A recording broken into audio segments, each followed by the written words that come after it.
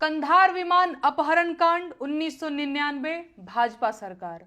कारगिल युद्ध 1999 भाजपा सरकार। संसद पर आतंकी हमला 2001 भाजपा सरकार। अक्षरधाम मंदिर पर आतंकी हमला 2002 भाजपा सरकार। अमरनाथ यात्रियों पर आतंकी हमला 2002 और 2017 दोनों बार भाजपा सरकार। गोधरा कांड 2002 भाजपा सरकार। पठानकोट आतंकी हमला 2016 भाजपा सरकार। उरी आतंकी हमला 2016 भाजपा सरकार। पुलवामा आतंकी हमला 2019 भाजपा सरकार। पहलगाम आतंकी हमला 2025 भाजपा सरकार। देश में अब तक के सारे बड़े आतंकी हमले भाजपा की सरकार में हुए हैं और भाजपा की सरकार आते ही देश और देशवासी सभी खतरे में आ जाते हैं।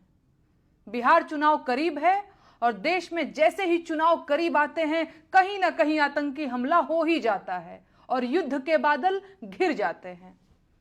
पहलगाम हमले के बाद से ही सरकारी कवियों ने पाकिस्तान के खिलाफ मोर्चा खोल दिया है और वीर रस की कविताएं पढ़ना शुरू कर चुके हैं।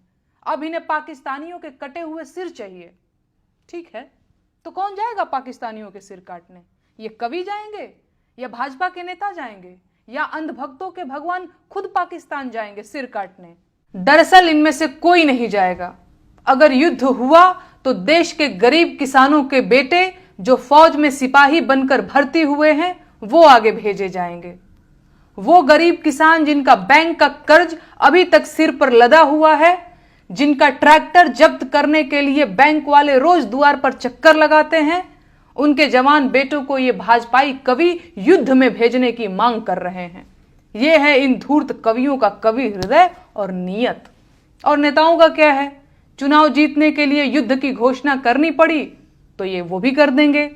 इनके अपने बेटे तो फौज में हैं नहीं। इनके अपने बेटे तो विधायक, सांसद और बीसीसीआई का सचिव बनने के लिए हैं, लेकिन लड़ाइयों में झोंकने और गोली खाने के लिए तो किसानों के बच्चे हैं, ताकि देश में राष्ट्रवाद का बयार चले और इन्हें वोट मिले। संसाधन देश के खर्च होंगे, बेटे किसानों के मारे जाएंगे। ये है युद्ध की असलियत और इसीलिए इन नेताओं और उनके चापलूसों को युद्ध की जल्दी है।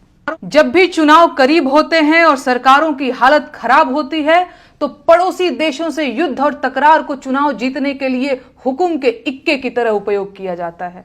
इसीलिए भाजपा के नेता और उनके चापलूस पूरी ताकत लगा रहे हैं कि किसी भी तरह से पाकिस्तान के साथ युद्ध शुरू हो जाए। लेकिन कोई माई का लाल ये नहीं पूछ रहा है कि कश्मीर जैसी संवेदनशील जगह पर 2000 पर्यटकों की सुरक्षा के लिए एक भी सुरक्षा कर्मी मौजूद क्यों नहीं था।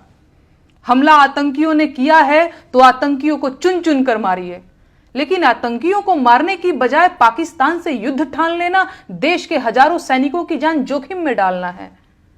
जिस क्रूर आतंकी हमले को वजह बताकर पाकिस्तान से युद्ध करने की बात की जा रही है, उस आतंकी हमले में किसी भाजपा के मंत्री ने अपनी चूक क्यों नहीं मानी?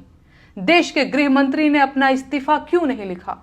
और प्रधानमंत्री को हमले के तुरंत बाद आतंकियों को धमकाने के लिए बिहार में रैली करने की क्या जरूरत पड़ गई?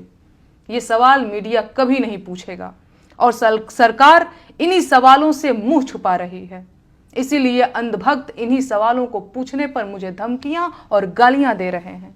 लेकिन मैं ये सवाल पूछूंगी, पूछती रहूंगी, क्योंकि मैं अपने देश को युद्ध की आग में नहीं झोंकने दे सकती। ये देश आपका अपना है, इसे युद्ध से बचाइए।